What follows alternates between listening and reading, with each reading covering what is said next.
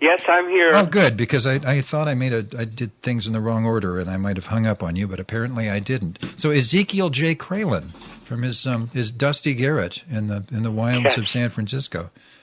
Is it in fact dusty there? No, not lately. Not since we recovered from the fires up north and had all the awful smoke blow down here. Right. That was Juanita came back from the Dickens Fair one week, and she was having trouble breathing and coughing a lot, and I found out that the smoke from Southern California came up and stayed in San Francisco for like a week. It's still going on. The air quality is still bad. Been bad for at least a week. Okay. Yeah, I'm wondering why I'm feeling a little confused about that. Everything is working well. Maybe that's what the problem is. Something is going to have to start going wrong so that I can feel like things are normal again. So you have a couple of Christmas-like stories to read tonight? Yes, I do. It's for the Christmas hater in us. The Christmas hater. It's for all people who love to hate Christmas like I do.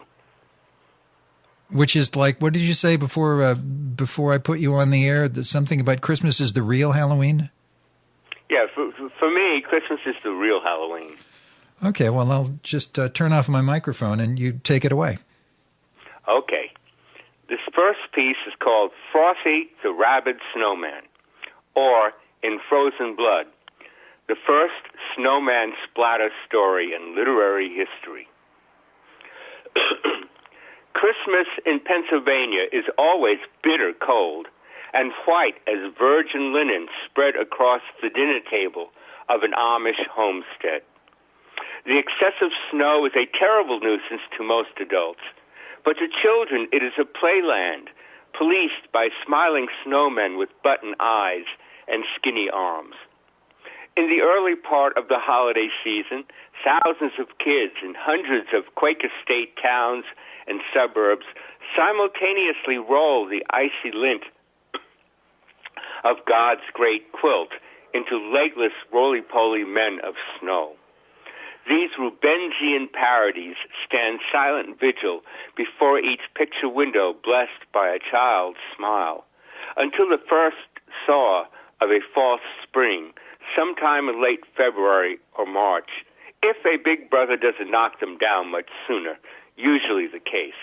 However, this story is not about all children and snowmen, nor about some children and snowmen, but about a particular snowman who, one recent winter, terrorized the good citizens of northwest Pennsylvania with bloodshed and tragedy. By the time Timmy put the finishing touches on his snowman, with polka chips, checkered hunting cap, 2 lengths of an old vacuum hose, and a Groucho Marx false nose, his LL Bean mittens and outer garments of recycled wool were soaking wet, and it was dusk, at which time all over the vast state of Pennsylvania, children just like Timmy stepped into a warm kitchen and left their boots and cinchillate jumpsuits piled in a puddle by the door. Timmy, like all these other kids, ate supper and played Nintendo or Etch-a-Sketch or read the latest Fabulous 4 adventure comic book or listened to David Seville and the Chipmunks on a transparent red 33 1/3 RPM or did his homework, unlikely, then peered out the living room window at his new snowman before slipping into bed beneath several layers of Pennsylvania Dutch-style comforters from J.C. Penney's. Shortly after 2 a.m., while he slept the untroubled sleep of a 6-year-old boy, a red light suddenly blinked on the computer console of the control center of a nuclear reactor too near the border of the suburb in which Timmy's family lived. It was a leak, but the reactor shut down so fast and the problem rectified itself so quickly without human intervention that the alarms never sounded and the leak did not flow beyond the yellow zone of the third outer wall of lead casing. It was a brief accident of the lowest priority and cleanup was a simple automated process. Not even so much as 1/1,000,000th of an increase in rats was detected by the Geigers, so the foreman on duty was not required to report this leak to his superiors, only log it in the calendar, then put his feet back on the console and resume snoring. But several radical ions did manage to escape into the atmosphere, and had they just floated into the upper strata instead of being blown by a random breeze onto Timmy's snowman several blocks away, there would be nothing more to tell, and all would still be right with the world and Northwest Pennsylvania. The more advanced the technology, the more it resembles magic, goes the famous quote, or something like that. I can't remember it verbatim, nor can I recall who said it. And this is exactly what happened. Somewhere in the dimension that crosses the border between physics and sorcery, those several radioactive ions, completely harmless in the usual order of things, touched Timmy's snowman and, like the wand of a fairy godmother, brought it to life.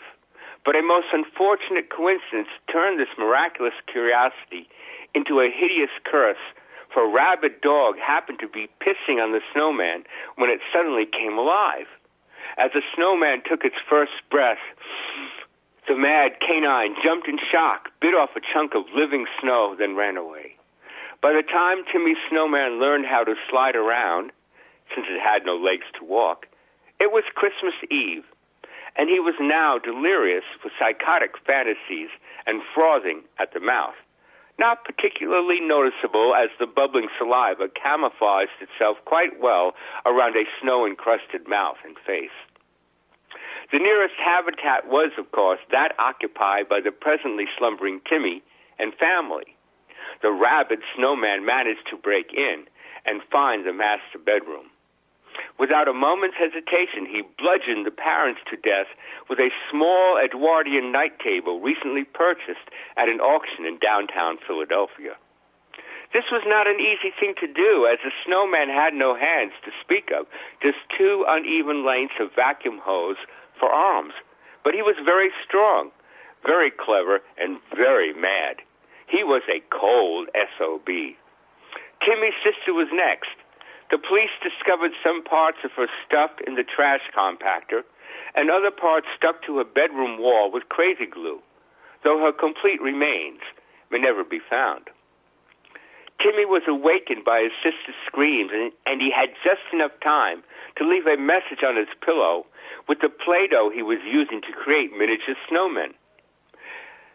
And it said, "It's the snowman," before the snowman smashed down his door and dragged Timmy from the house. There was also evidence that the snowman tore apart the Christmas tree and destroyed all the presents around the tree before leaving the scene of the crime. Timmy's body was never found until April, when the snow thawed and a Mennonite farmer was plowing up his field for the first planting.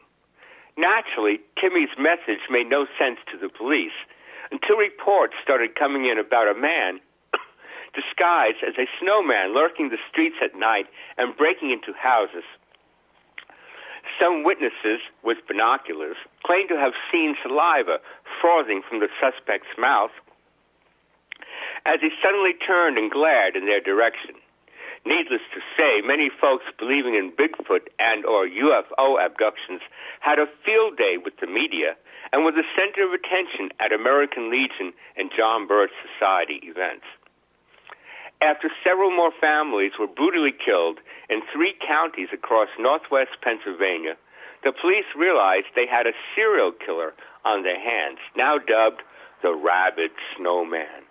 He was never caught, and the homicides continued until, by March, over 25 families and Christmas trees with their attendant gifts had been wiped out. Suddenly, it was spring. The snows thawed, and the murders stopped forever. The case of the Rabid Snowman remains unsolved, as the only evidence of the suspect is circumstantial. In a vacant lot in one of the formerly terrorized suburbs, a little girl playing hopscotch found the following items in a clump of weeds: 5 poker chips, a red and black checkered hunting cap, 2 long pieces of an old Kirby vacuum hose, a false nose with eyeglasses and a mustache, and 1 LL Bean mitten with a piece of orange Play-Doh stuck in the fabric. All these items, except the last, matched the neighbor's description of Timmy's snowman. And thanks to a revealing speck of Play-Doh in the shape of an eye, or as some investigators suggest, part of an exclamation point, the mitten was identified beyond question as having once belonged to our tiny Timmy. God rest his soul.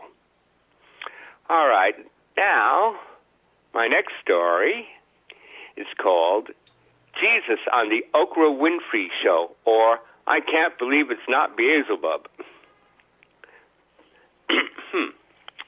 Jesus Christ returns to planet Earth, and, of course, he is invited to a lot of talk shows in order for us to understand better what this man called Jesus is really all about. So it is on the Okra Winfree Show, he is asked the question, Jesus, what do you think was the most important advice you ever received in your lifetime as the suffering Messiah? Jesus deliberates on this a few moments before answering, well, Okra, I don't consider my incarnation as the Messiah among the most relevant of my past life experiences. Even so, during that existence, I received so many excellent words of wisdom that I really can't pick a favorite. But I'll tell you this, I shall never forget the worst piece of advice anyone gave me in any of my multitudinous lives. Okra Winfree leans forward in profound curiosity and says, okay, Jesus, and what was that? Jesus finally answers, well, it was during my present incarnation, as you now see me, and it came from a psychiatrist who once told me, Jesus, you can't save the world. Okra parries, that revelation must have been quite a shockaroonie to your old ego there, buddy. Touche, Okra, retorts Jesus, lighting a Camel Light 100 to soothe his jangled nerves. Touche. Mea culpa, Okra chuckles. It's always fun to play devil's advocate with you, Jesus. Fine with me, Okra, grins our Savior, as long as you don't mind an occasional dip in the lake of fire. Well, another burning question I have, audience guffaws, before Okra continues, regards the human side of Jesus Christ. Besides tobacco, do you have any other addictions? Jesus blushes and lowers his head. Yes, one other. Boys. In that way, I'm like my daddy. Suddenly, a voice booms out of nowhere. Allah, the old Arab, says, I'd walk a mile for a camel, 2 for a sheep or goat, and 3 for a boy. Ha, ha. Okra Winfree raises her eyes to the ceiling and, slightly disgruntled, challenges our holy guest. Can't you ever get your father to show up in person?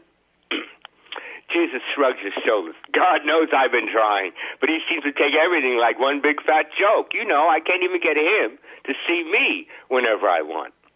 Wait a minute. Okra grows serious. You mean to tell me you still can't be with your father? Well, not quite, ponders the Son of Man. It's just that he sees me whenever he wants, but I don't get to see him whenever I want. It's just not fair.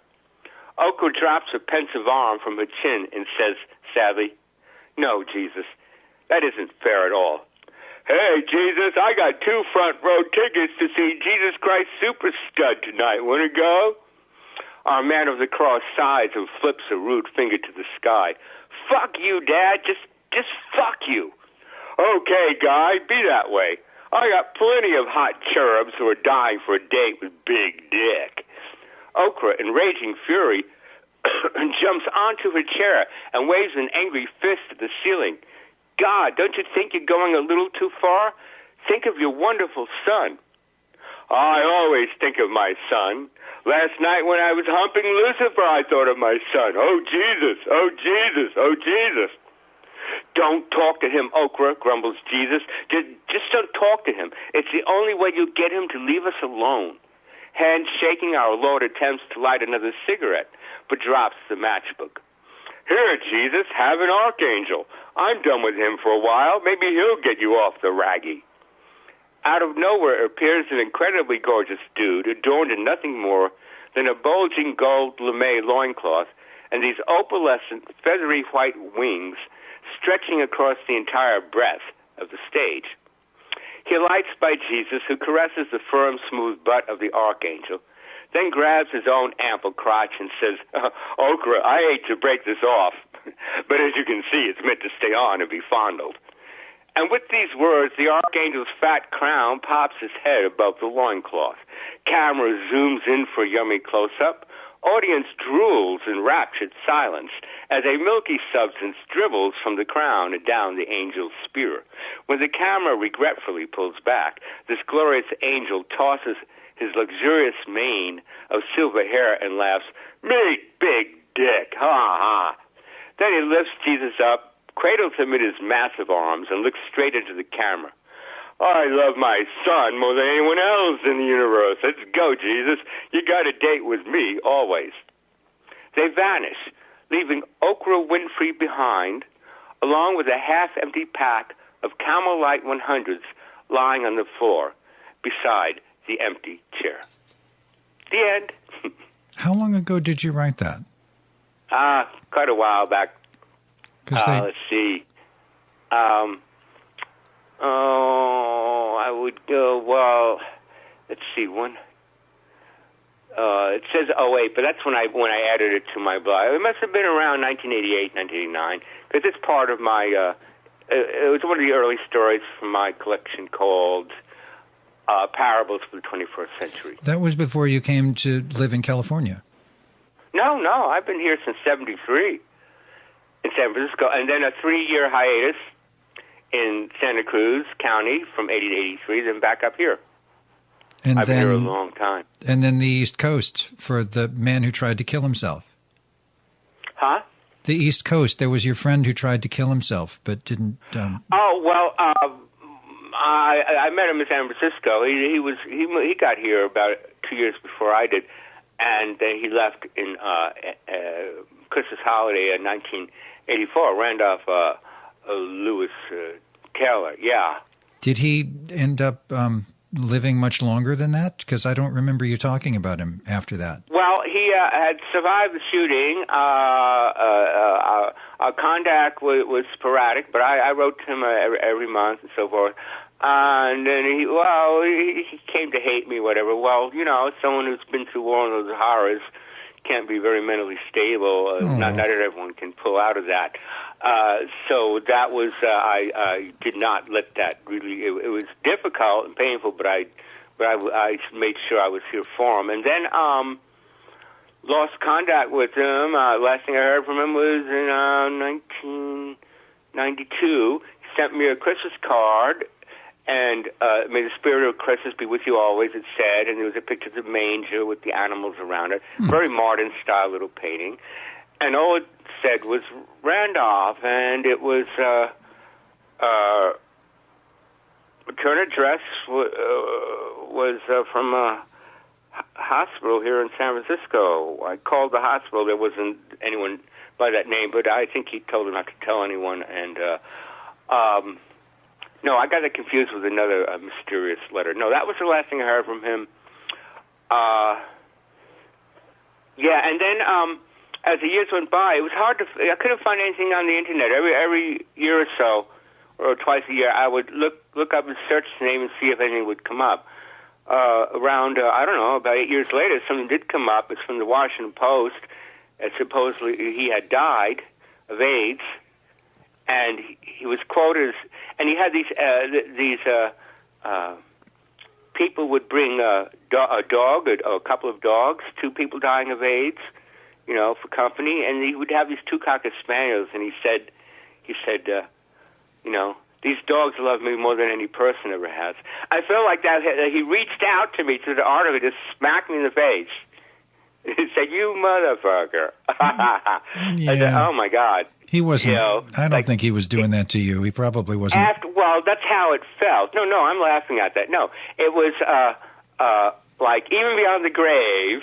He He could twist a knife in my back. No, of course not. But that's, the last thing I heard about it was he said that. I said, but gee, I was there for a long time. No, I think it's funny now, and so forth. He came to me, I thought he had died before he did, before 1992. It was around 1988 or so. I had taken one of my walks to the city towards downtown, and it was my habit then to go to City Hall because they had a restroom down there. And this is before they had the metal detectors. I don't go to buildings that have metal detectors. I hate that stuff.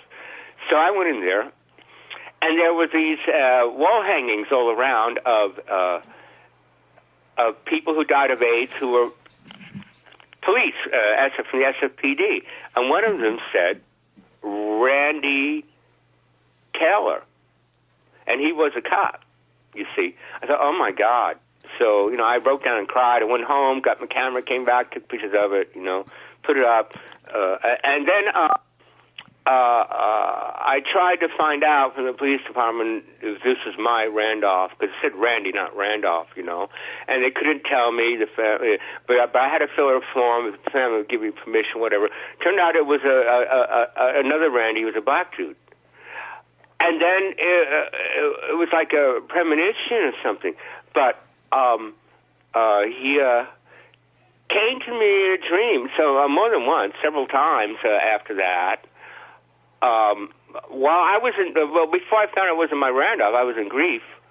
Grief went on for a couple of years, and then he came to me in a dream, and he said that he's my guardian angel, and that he didn't die, and he didn't even go to Vietnam. It was all an act he set up for me to put me on an adventure. And I said, and he asked me, "Are you upset that I?" What do you mean he didn't even go to Vietnam? Wasn't he a veteran? Well, he said he's a guardian angel, so he could wait. This is you're talking about what happened in your dream. Yes. Okay. And he said, "Are you upset that I tricked you like that?" I said, "No, actually, I think it's brilliant. I think it's a brilliant plot to, make me a hero, give me a chance to put me on an odyssey, and that no one was really hurt. It was all an act or stage." And I asked him how you do this. He said, "Well, we have a ways, but I can't tell you everything. I think you can figure it out." And it's a software. It's an app. You buy it from the Google store. It runs on your phone. Well, he said, "I didn't think you would have a chance to go out to D.C. And when you did, I had them implant to make something up. Okay. A fake bullet in my shoulder blade. Oh my God. I got to touch the bullet lodged in the shoulder blade before they removed it. That was a fake. That's a pretty elaborate practical joke to pull on somebody. Well, you know how I got to go out there? I had another dream. I wanted to fly out there after he shot himself, right, and stand by his side. So I went to, but then I had some clout. I was a founding member of Mobilization Against AIDS, and I went to different gay groups seeking the money to go out there and stand by his side for a week, because he's also gay, right? Well, it was very popular back then to hate Vietnam veterans, so I didn't get any help there. So then I went to Swords to Plowshares and other veterans groups, and back then it was very popular to hate homosexuals, so I didn't get any money there. I didn't know how. I just walked out on the last real job I had. It was for PC World. Oh, that was a nightmare. That's a whole other story in itself. PC World magazine? Yes. Huh. Yes. I got to lay my hands on the original Macintosh before the public did. But anyways, because they also printed Macworld. They were the first to do something on the magazine on the Macintosh. Anyway, so so I didn't have any money. I was back on disability. I didn't have any money to go there, right? Well, I had a few months before that, I had a couple of friends to keep from being homeless. A couple stay in my room. I had an extra bed for 1 week till they got a new rental, right? And they left after a week. Well, I had another friend who was on welfare, poorer than me, and I took him out. He was a really nice guy, Mark Coriel. He has long ago died. That's a sad story. Oh, we have some funny stories too. But when we came back to my room, the door was unlocked, and I said, I don't remember not locking the door. Do you notice? He said, no, I don't know. I thought, wait a minute. So I pull out my ladder and climb up in my loft. My first computer, my compact luggable, was up there. It was gone. So I figured out, they must have made a copy of the key and stolen it. Well, I had it insured, but I didn't think I would get any money for it because it was just a room and they might redline it or whatever when I had to fill. But I had to call the police and report it. So a cop came and said, it doesn't look like it was broken into. I said, well, it was stolen, and I swear I locked the door. Could you just file the reports? Okay. And I sent the police report to the insurance company. All right, and I forgot about it. So months passed, and as those months passed, Randolph shot himself, and I was trying to fly out there. And then I had this dream where I was way up in the stratosphere, looking down on the Earth, and all circling the globe was me and millions of thousands of other angels all joining hands. And they told me, telepathically, it said, you're doing very well so far, Gene. That was my name back then, my birth name. Gene Catalano. So, but you need to fly out there, or he'll die. You need to be stand by his side, or he'll die. And I said, I don't know how I'm going to get the money. He said, don't worry, it will come to you. It will come to you. Don't worry, it will come to you. And so, I tried to get the money, go to the gay groups and veterans groups, and nothing happened. And then about a month and a half later or so, the check comes in. I know it's about $2,200, which is plenty of money back then, 1985, for me to fly out there. Right, computers cost a fortune back then. And they were heavy as hell. But $2,200 in the early 90s is like $4,000 now. Yeah. So the thing is, I was so angry at him for stealing it, and now I was so happy. And it was a dream that told me the money would come in, and I totally thought I never counted on that insurance money. I never thought, but I just thought Why does it take so long for them? I mean, you file a report, you file the claim. Why does it take months for them to give you the money for whatever was stolen? Because you pay them on time, or they cancel your coverage. Well, doesn't that happen to a lot of people? Yeah, but I don't understand why that happens. People waiting after a hurricane to get any help. Oh, well, that's different. That's a hurricane. That's not somebody. That's an act of God. Well, I only had to wait like 3 or 4 months. They have to wait 3 or 4 years. So. If they get anything at all. There's still. I understand there's still native people in Alaska waiting to get their payoff from the Exxon Valdez, and that was that long ago. Well, so then later on, Randolph told me he didn't die. He faked it all, and those dreams and other things that happened since then gave me these ideas for different kind of philosophy. And well, it was based on the Buddhist "We have no enemies, only teachers." What's really going on, and it made me consider that all these things that we think are really happening in the world aren't. They may not. In other words, for example, among many countless examples, would be maybe there isn't any war going on anywhere in the world, and it's all an illusion. And how can this illusion? I mean, I don't want to get talking to angels in a Christian sense or whatever, but hypothesize maybe they can. You could say, well, if they have all this power, they can create illusions anyway, even one angel, whatever. But maybe there's only 1 billion people on the planet, and there's 6+ billion others. They're all angels, and that's one way they can control the media and make illusions and do all this stuff, so that we can learn our lessons, think these things are going on, but they really aren't. So no human being really has to suffer to that extreme. But I also had a vision of Odin came to me, of a Randolph Keller. Now I'm not into the Nordic gods. I don't study them. I was shocked, and I just met this guy just before I had this vision. This guy spoke with a thick German accent. I was reading from my poetry out on the Harvey Milk Plaza, and people really liked it. It was really good. And he came up to me and has a thick German accent and said, "You're really good. You're not gay like these other guys around here. You're brave." And he had his arm around me. He was a strong, tall young man. Did he have both his eyes? Pardon? Did he have both his eyes? Both his eyes? Yeah, because Odin only has one eye. Yes, I know. I was also beginning that day and for a week. I was beginning to have these problems with my left eye. Yes, it's interesting, and it ties in with what I'm about to tell you. Okay, so all right. He had his arm around my neck, and he could have broken my neck. And he says, "I'm a skinhead," and then ironically, this gay guy walked by, mumbling his breath at me, "Faggot," and he said, "Do you want me to beat him up?" I said, "No, that's fine." And he said, "I'd like to meet you again. I got to go. Can I have your phone number?" He handed me a pen and put out his arm, and I wrote the phone number in his forearm. My phone number in his forearm. But he really complimented me. It was very interesting. And then I go home. I got stoned out of my skull and some good pot. I'm sitting there. All of a sudden, I had a vision.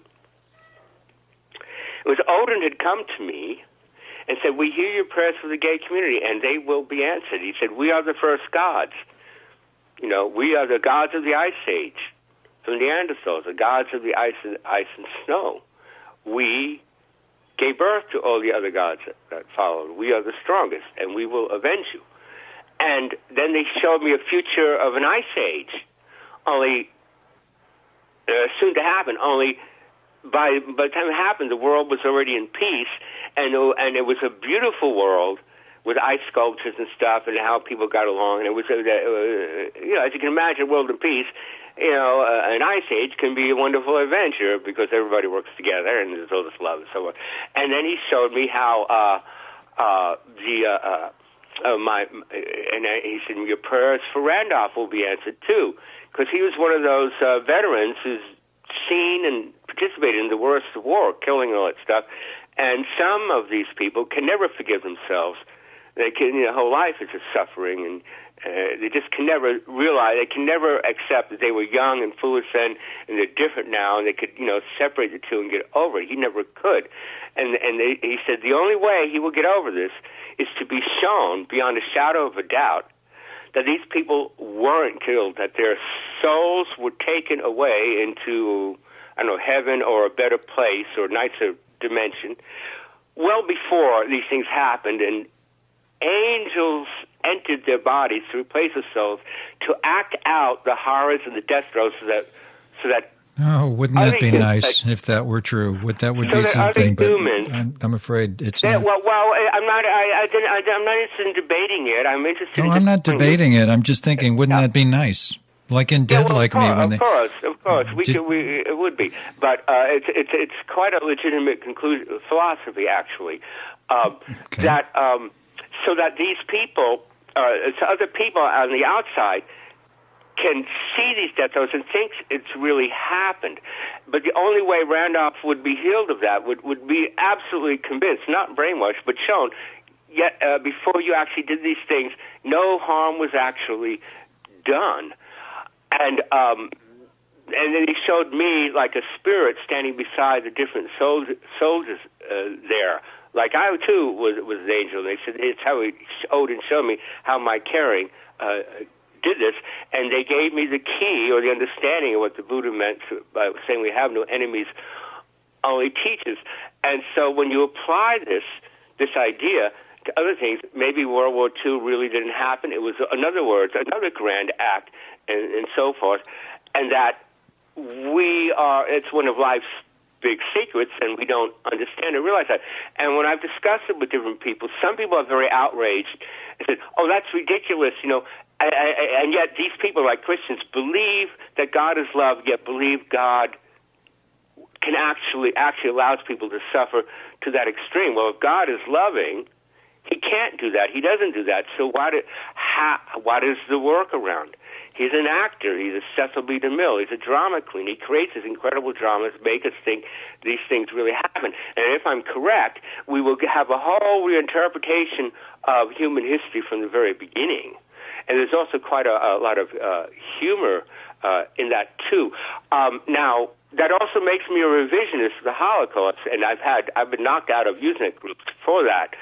Suggesting, and they say, well, that trivializes the Jewish tragedy in history. I said, no, it doesn't. I hear that. Oh, okay. Yeah, let's just say there's a heaven. You go to heaven. You're back with your friends who are Jewish, and you believe that they suffered this horrible thing in the concentration camp. Well, is that heaven? If you have that in the back of your mind, whenever you think of them, whenever you see them, no, there's that little bit of hell going on inside you. But if you realized, they say, well, listen, my friend, that didn't happen. My soul was taken away. And people would ask me questions. It was big in Usenet groups, that discussion for a while. Someone said, well, what about those who claim to be survivors? I said, well, they had a pact with the angels, and they gave them the story to tell and not tell the truth. And they were fine with that because they were delighted to see. Now, if you had someone if you go to heaven, you're with someone, you have a return to a friend who suffered a Holocaust or suffered some other horror tragedy, that is not heaven in your mind. If you sincerely believe they actually had this terrible suffering, it's still a bit of hell going on. But if you saw, beyond a shadow of a doubt, that didn't really happen, okay, then that's happened. I'm sorry. I'm becoming bleary at this point and losing the thrust of your argument because I'm getting tired of talking on the phone. So I'm not trying to tell you that there's anything wrong with what you're saying. I'm just not capable of paying attention to it anymore. I need to either go forward or go to sleep. I'm doing the best I can here, just to let you know. The point is, when these people get upset, they would rather have a God that is violent and sadistic. Yeah, but you understand that I don't believe in any of that. Of course not. You're entitled to. And they'd rather believe, but those who believe in God rather believe that He does allow and commit this violence committed when there is an alternative to it. Well, it's just as your philosophy is just as viable as anybody else's on the subject of supernatural happenings and persons and various political interactions between them, because the entire thing is imaginary from my point of view. Right, but for those who want to believe in a God, I give an excellent option along with the others. Well, that's a good. Have you got? Is this part of your book? Somewhat, yes. Some of it's in there, yes. All right, okay. Well, the point is expressed in some of my chapters, yes. If it isn't too much trouble, will you send me a link to the part of your book that's published that's on the web? Is all of it on the web? Yeah. But I have other various essays where I discuss this in different ways. Send me a link to something that runs this down for me so that I can read it later when I can pay attention to it. Yeah, well, my vision of Odin I wrote down. I'll send that to you. I'll send you the link. A vision appeared of a holy angel. Vision of Odin. And I was having problems with my left eye. It turned out to be a central serous retinopathy. There's that. Yeah, and that was around. And when I had the vision of Odin, I did research on Odin, and that's when I learned about his left eye. I said, "Oh my God, I'm having problems with my left eye," and I had an appointment to see the doctor the next day. You might like a book by Neil Gaiman called American Gods. They made a TV series out of it this last year that they had just had the first year. Yes, I saw a few series. I didn't like it. That. Yeah, well, the book is better. Just to let you know, the TV show goes off on a weird tangent. The book is rather magical. Everything Neil Gaiman writes is golden, as far as I'm concerned. But you might get a kick out of American Gods. But okay, I'm going to put on some music and then read some more stories. And thank you for calling and reading your story and telling me all about this other interpretation of life, the universe, and everything that might make people feel a little better about the suffering that they feel that they have caused. Well, it has been taught by other sages. I just have I bring it up to modern times. Terence McKenna, for example, there are no angels, only machine elves.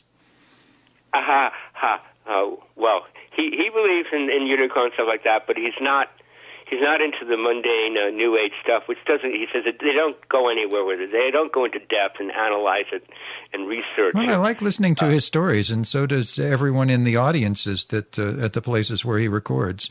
Look up I know you know about it, but I'm telling people to go to YouTube and look up Terence McKenna. You'll find that he's wonderful. People have recorded just about every word he ever said in front of an audience, and they practice cutting it up and making little videos out of it with psychedelic accoutrements attached to it and echoes and music and making it a lot more grandiose than it is. He's just a weird little guy with a funny story about drugs that he tells very well. He has an incredible sense of humor. He sure does. I mean, Terrence McKenna, McKenna.